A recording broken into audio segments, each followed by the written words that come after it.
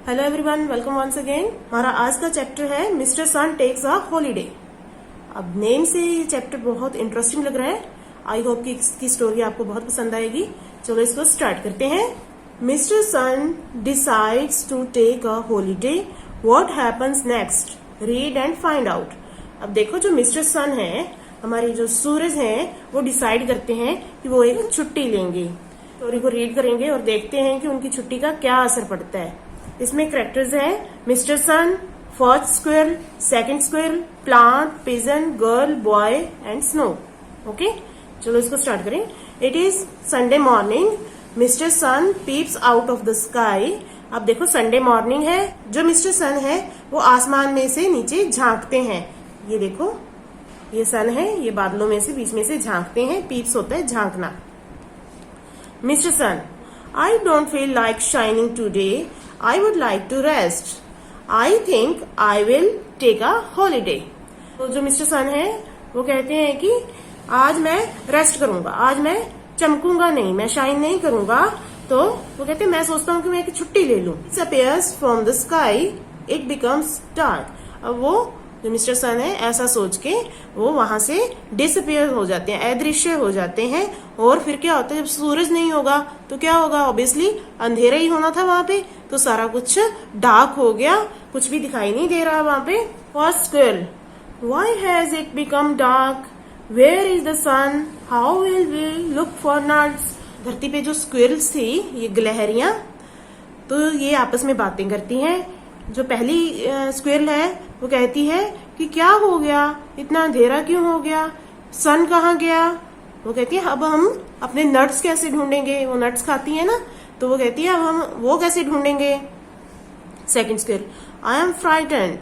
वो कहती है, मुझे तो डर लग रहा है, मैं तो डरी हुई हूँ।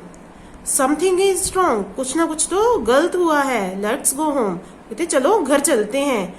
Both rush to their home in the hollow of a tree. अब वो दोनों पेड़ की खोखली जगह में, जहां उनका घर बना हुआ था, भाग के वहां चली जाती हैं। अब स्क्विरल के बाद plant, where is the sun, I can't make my food without the sun, how will I grow, I will go to sleep. तो जो प्लांट है, पौधे हैं, अब उनको भी तो नीड होती है। तो वो कहते हैं कि सन कहाँ गया, अब मैं अपना फूड कैसे प्रिपेयर करूंगा। आपको पता है ना कि वो सन की रोशनी से अपने फूड को प्रिपेयर करते हैं। तो अब जब सन ही नहीं है तो वो फूड कैसे प्रिपेयर करेगा, और अगर वो फूड नहीं खाएगा तो बड़ा कैसे होगा। तो वो कहता है, मैं भी जाके सो जाता हूँ। उसके बाद आता है पिजन टू हर चिक्स। अपने बच्चों को कहता है, darlings it's dark outside, how can I find food for you, you'll have to stay hungry today. तो जो पिजन है वो कहते हैं कि प्यारे बच्चों, आज बाहर बहुत अंधेरा है और इस अंधेरे में मैं तुम्हारे लिए फूड कैसे ढूंढूंगा। तो आज तुम्हें भूखा रहना पड़ेगा। Women, man and children stop whatever they are doing, feeling scared they rush to their homes. ये लोग, वुमेन है, मैन, चिल्ड्रन, सभी ने काम करना बंद कर दिया है, सभी डरे हुए हैं और सभी अपने घरों की तरफ भाग रहे हैं। Girl, the sun can not take holiday, I have a football match.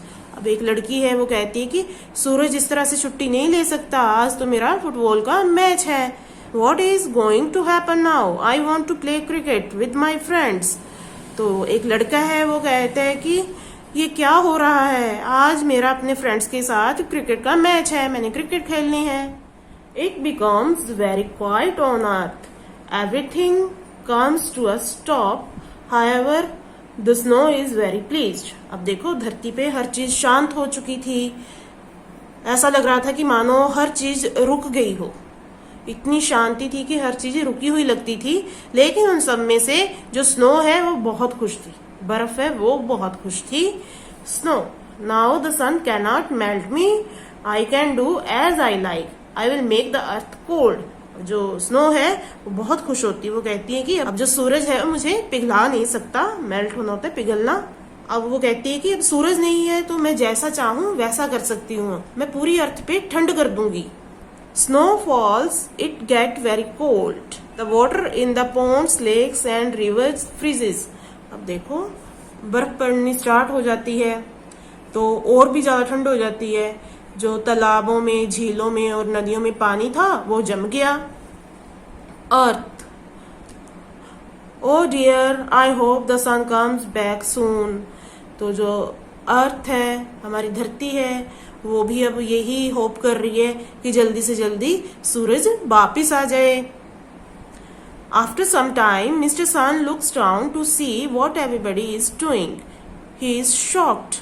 अब कुछ टाइम बाद जो मिस्टर सन है वो नीचे की तरफ देखते हैं कि देखूं तो कि सभी क्या कर रहे हैं, लेकिन वो नीचे देख के बिल्कुल शॉक्ड हो जाते हैं, हैरान हो जाते हैं। Mister Sun, oh no, life has come to a stop. I didn't mean to harm anyone. I will start shining again.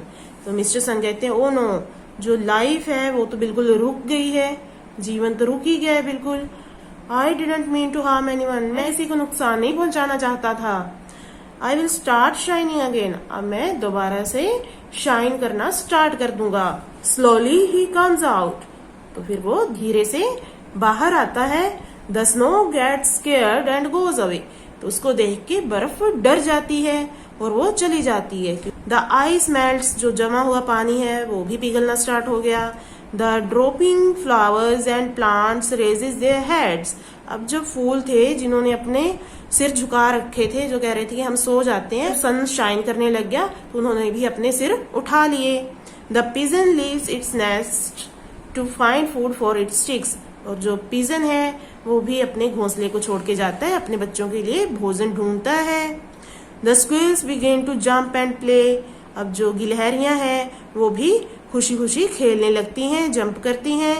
Man, women and children come out of their homes, और जो man, women और children हैं वो भी अपने घरों से बाहर आते हैं।